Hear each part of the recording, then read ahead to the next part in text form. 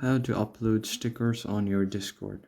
If you want to send some attractive stickers to make your conversation more interactive, so what you can do is you can go to your you can go to a website first and download stickers from there, or the second method is the paid version. So I'm just going to show you the first one.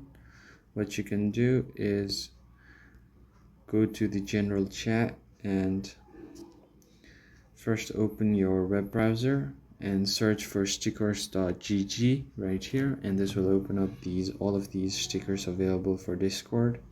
For example, if you want to send this one right here, long press on it, you can download image, or you can directly copy image from here and it will be copied to your clipboard and you can just paste it like this. Or you can go to your gallery and open your downloaded image from there. Just tap on this plus button and you can see the sticker you have just downloaded. Just send this. The first method is this one, and the second one, what you can do is go to the profile and tap on settings.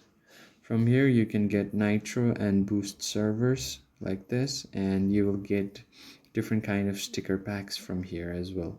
And that's how you can upload stickers on Discord.